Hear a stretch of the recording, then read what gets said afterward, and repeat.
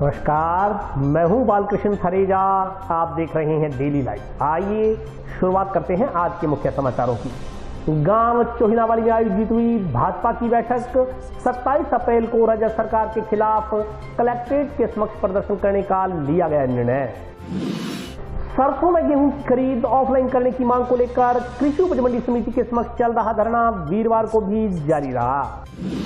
गुरुवार को कलेक्ट्रेट सभागार में हुई जिला स्तरीय जन सुनवाई। कई प्रकरणों का किया गया निस्तारण। नाबालिगा से दुष्कर्म के दोषी को 10 साल की सजा। पोक्सो न्यायालय के विशिष्ट न्यायाधीश ने सुनाया फैसला। विभिन्न मांगों को लेकर राजस्व कार्मिकों ने कलेक्ट्रेट के समक्ष किया धरना प्रदर्शन। और अब समाचार विस्तार से। गांव चोहिनावाली में भाजपा की बैठक आयोजित हुई। बैठक में 27 अप्रैल को राज्य सरकार के खिलाफ कलेक्ट्रेट के समक्ष प्रदर्शन करने का निर्णय लिया गया। राजस्थान में इस साल होने वाले विधानसभा चुनाव से पहले भारतीय जनता पार्टी प्रदेश सरकार के खिलाफ लगातार सड़कों पर उतरकर प्रदर्शन कर रही है। इसी को लेकर 27 अप्रैल को भाजपा जिला मुख्यालय पर जन आक्रोश महाघेराव का आयोजन कर सरकार को घेरा जाएगा। जन आक्रोश महाघेराव को लेकर विधानसभा क्षेत्र हनुमानगढ़ के नौरंगदेसर के शक्ति केंद्र पर भाजपा की बैठकों का आयोजन किया गया। बैठक में पूर्व मंत्री डॉक्टर राम प्रताप व जिलाध्यक्ष बलबीर बिश्नोई सहित अन्य वक्ताओं ने अधिक से अधिक संख्या में कार्यकर्ताओं से 27 अप्रैल को जन विरोधी सरकार के खिलाफ प्रस्तावित जन आक्रोश महाघेराव में शामिल होने का आह्वान किया। वक्ताओं ने कहा कि राज्य की कांग्रेस सरकार को अंतिम दिनों में महंगाई राहत कैंप की याद आई है, जबकि सबसे महंगी बिजली और पेट्रोल डीजल राजस्थान में ही बिक रहे हैं। गेहूं की सरकारी खरीद अब तक राज्य सरकार शुरू नहीं कर पाई है, क्योंकि बेवजह अनावश्यक दस्तावेजों की बाध्यता लगाकर ऑनलाइन पंजीयन का पेच किसानों पर लगा दिया गया है। वक्ताओं ने कहा कि आज किसान की गेहूं और सरसों की सरकारी खरीद नहीं हो रही है। अब बिजाई के समय में किसानों को पूरी बिजली भी नहीं मिल रही। इसके खिलाफ जन आक्रोश महाघेराव के जरिए सरकार को घेरने का काम किया जाएगा। उन्होंने कहा कि रोजाना 2-3 शक्ति केंद्रों पर बैठकें की जा रही हैं। 2023 के चुनाव के बाद प्रदेश से सदा के लिए कांग्रेस की विदाई तय करने का काम भाजपा कार्यकर्ता कर रहे हैं। कोई बूटी बिगड़ेगी। नहरा ने बड़े ने 60 साल हो गया। जर्जर हाल थी, खराब हाल थी। अभी दोबारा बनाने वास्ते आप घरे मकान बनाओ। अभी में ठीक मकान में 10-15 लाख के नीचे आ जाओ। अब इटो मोटो दरिया है जो इतो लंबो बनानो इनका पीछा बहुत लगे। राज्य सरकार का इतना पीछा कौन तो इन वास्ते लोन लियो। हनुमानगढ़ जिले के बीच में 13 जिला जन आक्रोश महाघेराव के तहत आज नौरंगदेसर मंडल में शक्ति केंद्र नंबर 2 और 3 की आज संयुक्त बैठक हुई। और बैठक में मुख्य वक्ता कैबिनेट मंत्री आदरणीय डॉक्टर राम प्रताप जी और सभी कार्यकर्ता उपस्थित थे। और जो ये जन विरोधी सरकार है, आज भारी संख्या में एकत्रित होकर कार्यकर्ताओं ने और आह्वान किया कि 27 तारीख को ज्यादा से ज्यादा कलेक्ट्रेट पहुंचे, क्योंकि आज किसान की गेहूं नहीं बिक रही, किसान की सरसों नहीं बिक रही, किसान को पूरी बिजली नहीं मिल रही, घरेलू बिजली भी नहीं मिल रही, कृषि कनेक्शन है जो कुओं के उन पर बिजली नहीं मिल रही, जो बिजाई का समय चल रहा है। तो इन सब बातों को लेकर 27 तारीख को जो महाघेराव होगा उसके तहत आज ये बैठक रखी गई। भारी संख्या में कार्यकर्ता उपस्थित थे और बड़ा कार्यकर्ताओं में जोश के साथ भी हम 27 तारीख को हनुमानगढ़ पहुंचे। और इसी तरह पूरी विधानसभा में 2-2, 3-3 शक्ति केंद्रों पर बैठक करके कार्यकर्ताओं से आग्रह करके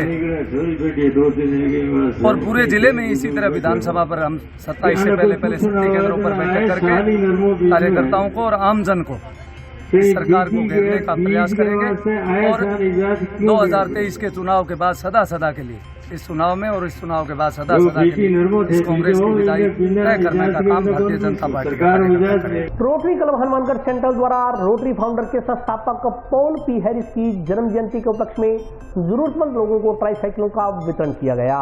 रोटरी क्लब हनुमानगढ़ सेंट्रल द्वारा रोटरी फाउंडर के संस्थापक पॉल पी हैरिस की जन्म जयंती के उपलक्ष्य में सामाजिक कार्यक्रमों की श्रृंखला में जरूरतमंद लोगों को ट्राईसाइकिलों का वितरण किया गया। क्लब पदाधिकारियों ने बताया कि क्लब संस्थापक पॉल पी हैरिस के जन्मदिन के उपलक्ष्य में ट्राई साइकिल बैंक की स्थापना की गई है। 2 अलग अलग जगह रोटरी ट्राई साइकिल बैंक की स्थापना की गई है। क्लब द्वारा एक प्रक्रिया के तहत पूर्ण सर्वे कर उक्त ट्राई साइकिल का वितरण किया गया है। दोनों ट्राई साइकिल बैंक में उपलब्ध है। इसमें किसी व्यक्ति को ट्राई साइकिल की आवश्यकता पड़ती है तो वह उक्त प्रक्रिया के तहत अपने दस्तावेज जमा करवा निःशुल्क ट्राई साइकिल प्राप्त कर सकता है। उन्होंने बताया कि उक्त ट्राई साइकिल लेने के लिए रिजनेबल राशि जमा करवानी पड़ती है, जो कि ट्राई साइकिल वापस जमा करवाने पर पुनः वापस लौटा दी जाती है। उन्होंने कहा कि बेहद जरूरतमंद व्यक्ति को ट्राई साइकिल की आवश्यकता पड़ती है तो क्लब सदस्यों की अनुशंसा पर बिना किसी राशि के ट्राई साइकिलें भी दी जाती हैं। इस मौके पर क्लब संरक्षक जेबी गर्ग, अध्यक्ष सूरज गुप्ता, सचिव अश्विनी गर्ग, रमेश गर्ग, चिमन मित्तल, कुणाल गोयल, दिनेश गुप्ता सहित क्लब के अन्य सदस्य मौजूद रहे। ट्रस्ट की तरफ से वर्क को ये रेडी भी आई है और व्हील चेयर भी आई है, जो कि आज व्हील चेयर भी दी जा रही है, रेडी भी दी जा रही है। आज रोटरी के जन्मदाता पॉल हैरिस का जन्मदिन भी है, उस अवसर पर हम ये प्रोजेक्ट कर रहे हैं जिसकी याद में। ये हिस्ट्री है रोटरी क्लब में, जब से रोटरी क्लब बनाया गया तो उस पॉल हैरिस का जन्मदिन है। हम एक तो ये रेट दे रहे हैं और उसके साथ 10 चेयर आई है, तो 10 चेयर हमने डिस्ट्रीब्यूट कर दी है। टोटल जिन जिनको जरूरत है उस व्हील चेयर के 10 चेयर की डिस्ट्रीब्यूट। और रोटरी है, समाज सेवा के कार्य करते हैं, जैसे पहले पोलियो का भी कार्य किया रोटरी ने पूरे वर्ल्ड में, इसी प्रकार से और भी समाज सेवा, बच्चों की एजुकेशन है।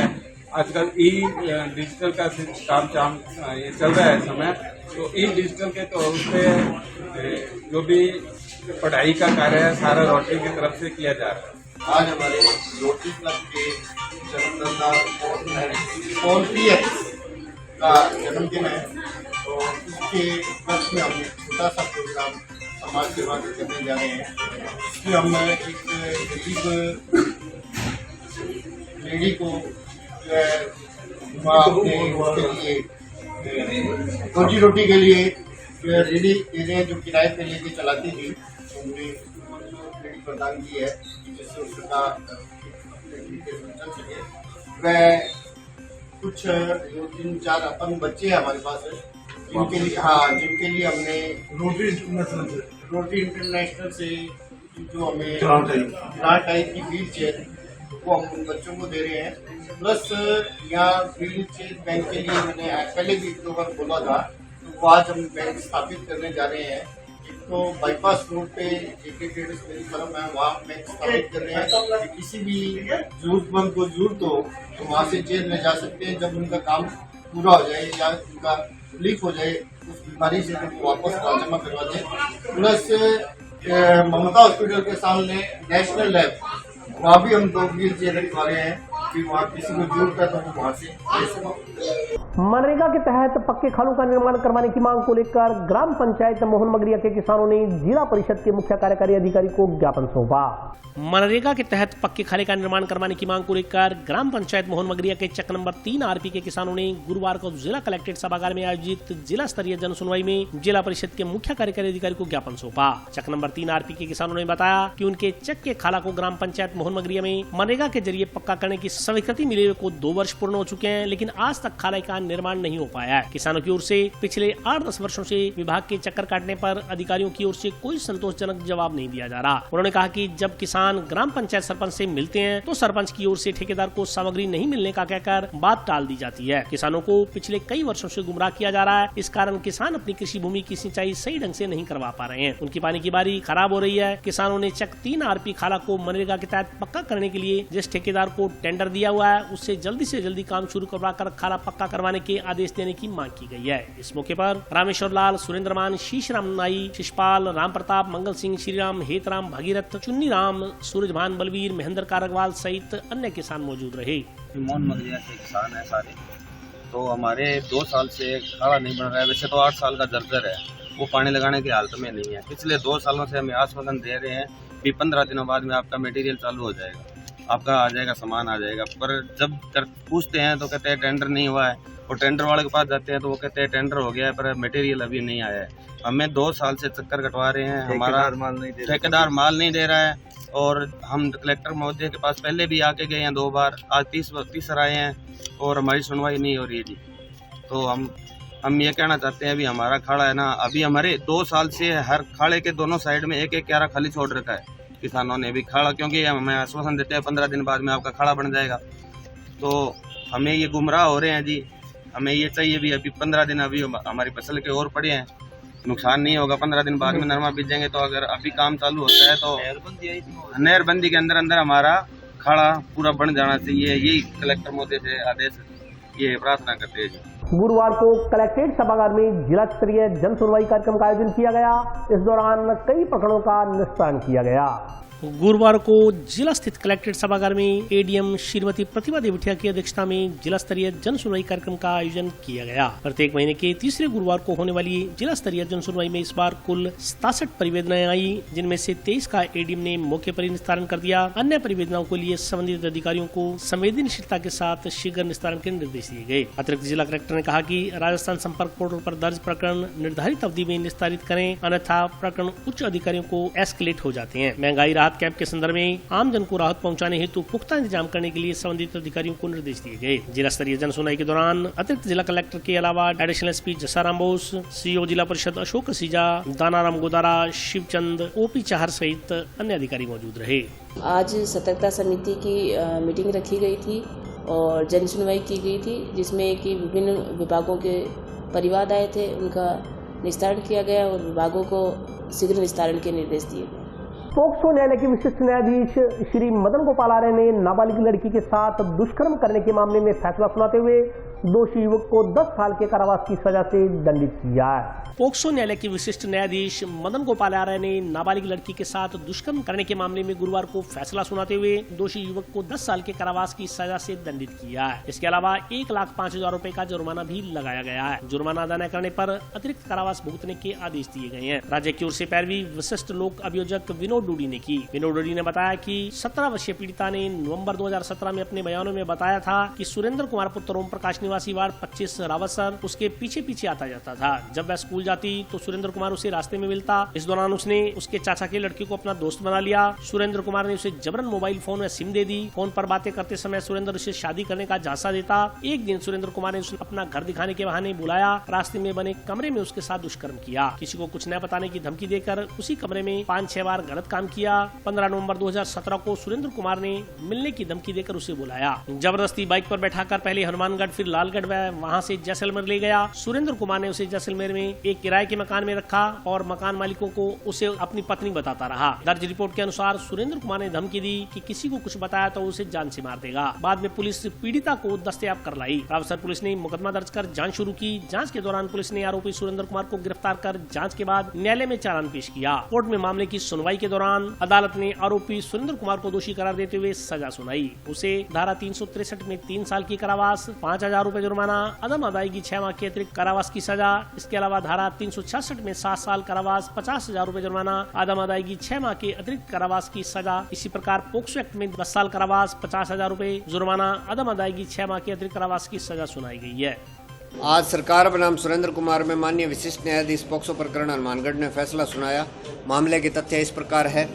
मुलजिम है जो वो पीड़िता के पीछे सन 2017 में पड़ा हुआ था और उसे ज़बरदस्ती मोबाइल व सिम देने का प्रयास कर रहा था। फिर वह पीड़िता के घर के पीछे क्रिकेट खेलने आने लगा और पीड़िता के चाचा के लड़के को अपना दोस्त बना लिया और पीड़िता को ज़बरदस्ती मोबाइल व सिम दिया। वह उसे शादी करने का झांसा देने लगा और एक दिन उसे अपना घर दिखाने के बहाने बुलाया और रास्ते में बने कमरा में उसके साथ ज़बरदस्ती रेप किया और फिर उसे धमकी दी कि वह यह बात सबको बताकर उसकी बेइज्जती कर देगा और उसे ब्लैकमेल कर उसके साथ 5-6 बार रेप किया।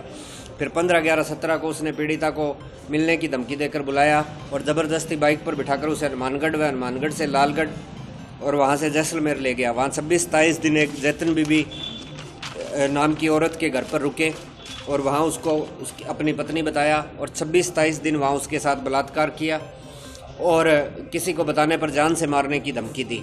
इसमें जो विभिन्न धाराओं में माननीय न्यायालय द्वारा सज़ा सुनाई वो इस प्रकार है। धारा 363 के तहत 3 वर्ष की सज़ा, 5,000 रुपये जुर्माना, अदम अदायगी की स्थिति में 6 मास का अतिरिक्त कारावास। धारा 366 में 7 वर्ष की सज़ा, 50,000 रुपये जुर्माना, अदम अदायगी की स्थिति में 6 मास का अतिरिक्त कारावास। धारा 376 2N व 5L/6 पोक्सो एक्ट में 10 वर्ष की सज़ा, 50,000 रुपये जुर्माना, अदम अदायगी की स्थिति में 6 मास का अतिरिक्त कारावास। सभी सजाएं साथ साथ चलेंगी। कुल जुर्माना 1,05,000 रुपये लगाया। राजस्व मंत्रालय कर्मचारी 11 सूत्री मांगों की तरफ सरकार का ध्यान आकर्षित करवाने के लिए कल जयपुर में महापड़ाव डालेंगे। सचिवालय हो या राजस्थान, वेतन भत्ते समान, ग्रेड पे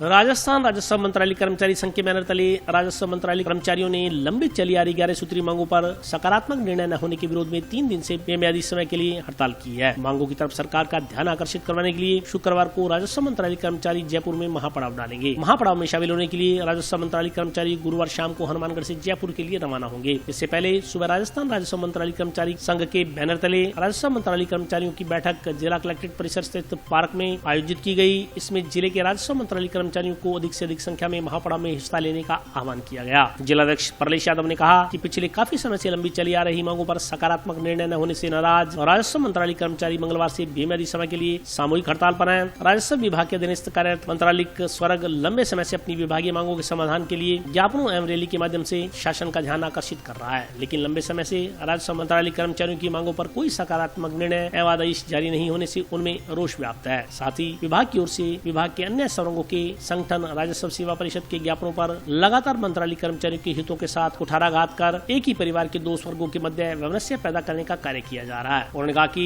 जयपुर में आयोजित होने वाली रैली में यहाँ के कर्मचारी भाग लेंगे। महोदय और मंत्रालय कर्मचारी संघ के सभी सदस्यों द्वारा आज एक बैठक आयोजित किया गया। प्रदेश अध्यक्ष के निर्णय के अनुसार और कर्मचारी की भावनाओं को दृष्टिगत रखते हुए यह निर्णय लिया गया है कि आज राजस्व विभाग के समस्त कर्मचारी जयपुर के लिए कूच करेंगे और कल जयपुर में महापड़ाव में शामिल होंगे। मेरी सभी कर्मचारी साथियों से भी यही निवेदन है कि इस आंदोलन को अपने को पूर्ण रूप से सफल बनाना है और अधिक से अधिक संख्या में उसमें शामिल होंगे। और अभी वक्त ब्रेक का, हाजिर होता हूँ छोटे से ब्रेक का।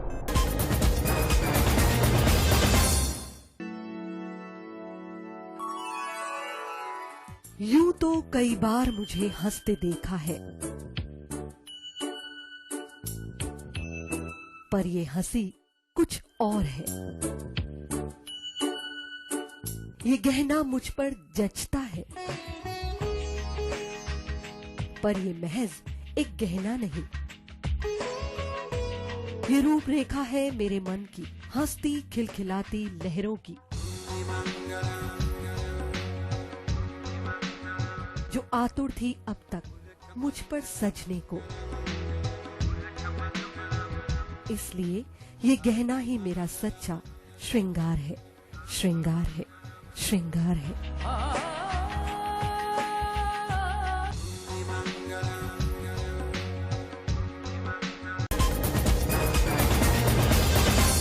ब्रेक के बाद स्वागत है। आइए नजर डालते हैं अगले समाचारों पर। विभिन्न मांगों को लेकर राजस्व कार्मिकों ने जिला कलेक्ट्रेट के समक्ष धरना देकर प्रदर्शन किया।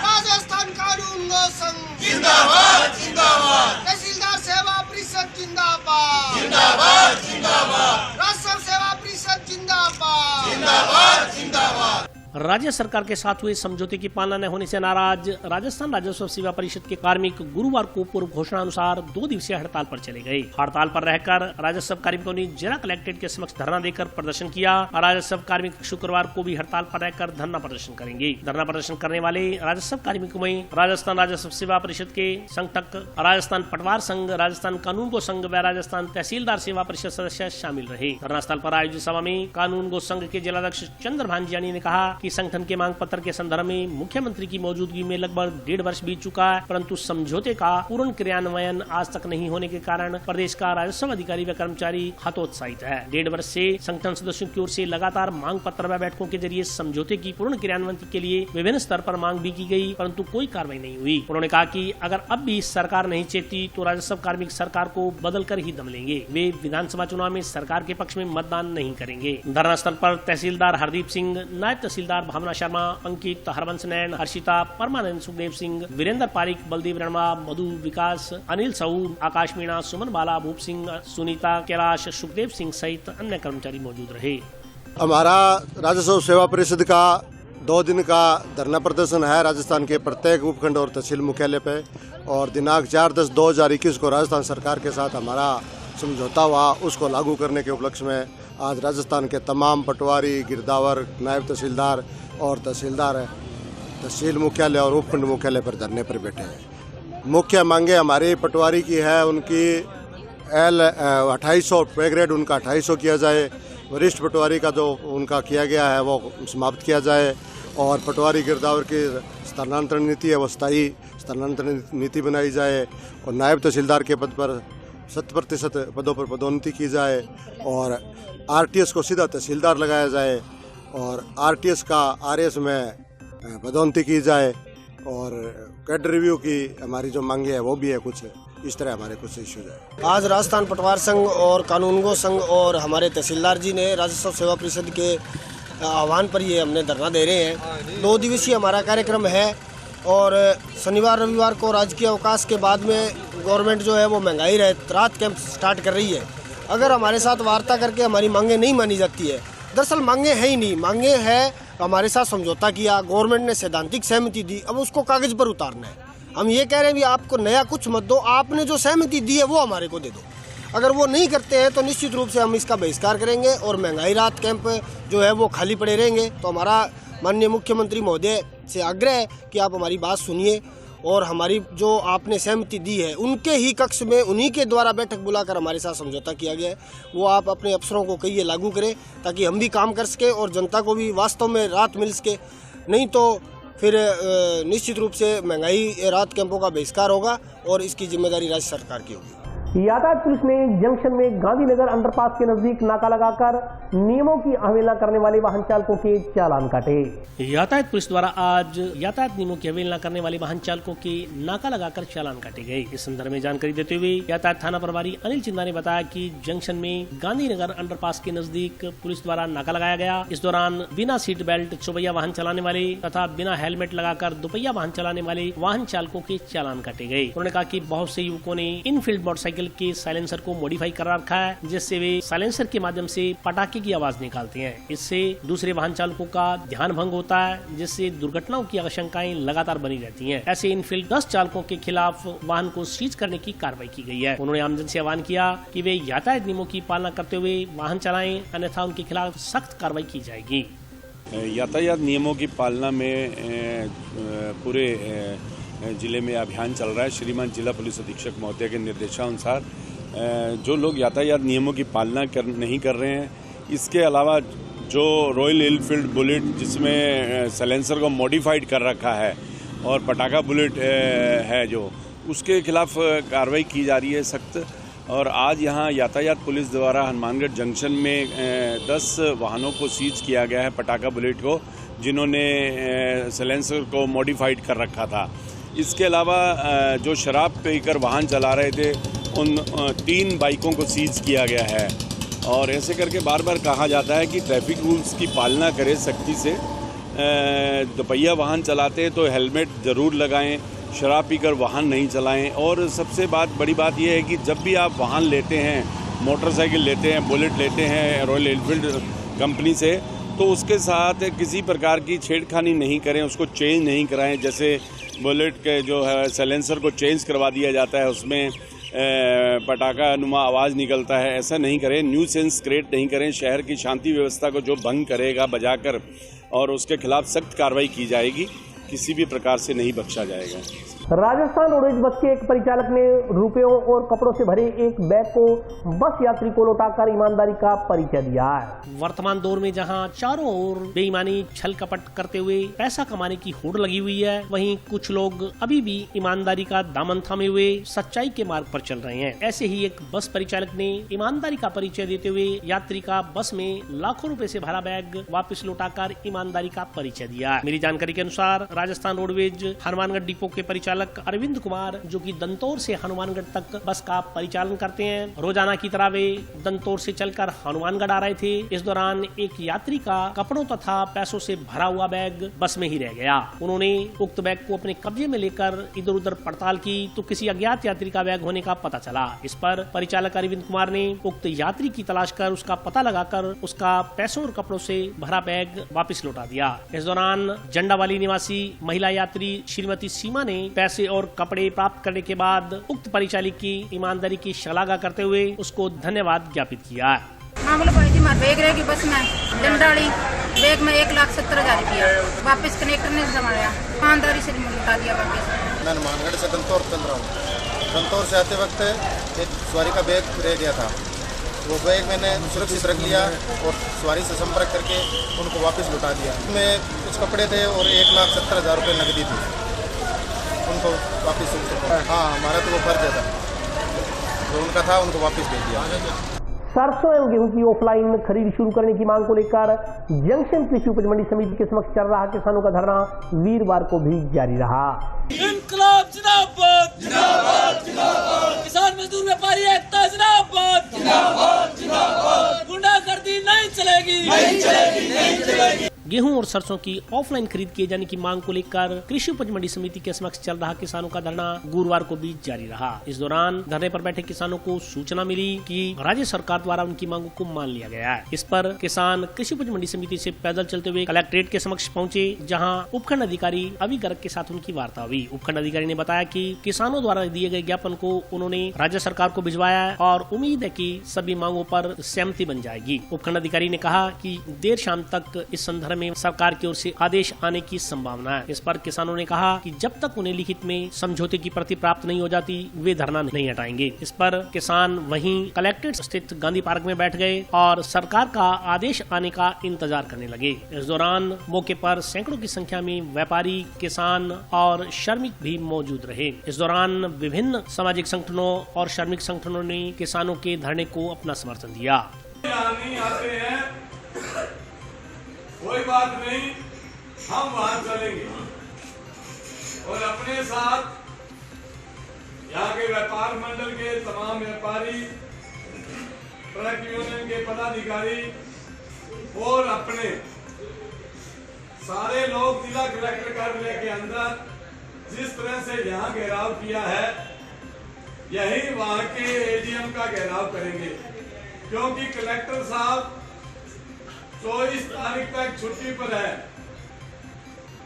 और वो 24 तारीख को आएंगे, इतने में तो अपना सब साथ, इसलिए ये कार्यक्रम बनाया है।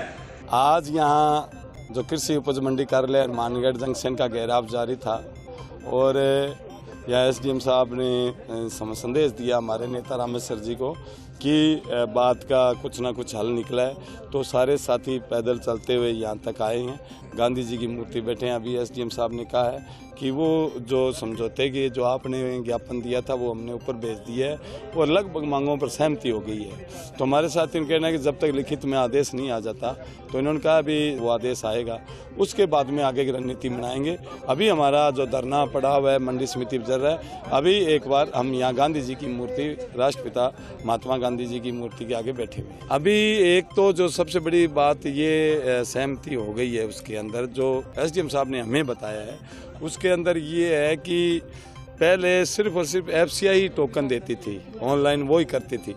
तो अब क्या है कि एफसीआई के अलावा किसान भी अपनी जो रजिस्ट्रेशन है वो एफसीआई के बगैर करा सकता है। तो उसमें ये होता है कि वो अपने गांव से करा ले, यहाँ चक्कर नहीं काटना पड़े। पहले तो रजिस्ट्रेशन कराने आए, फिर वो टोकन लेने आए, फिर वो कणक लेने आए।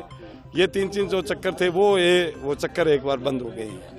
ये ऐसा जो इन्होंने बताया है। हालांकि हमने तो कहा अभी जब तक नहीं आ जाता आदेश, हमारा विश्वास प्रशासन पर हम करने वाले नहीं हैं।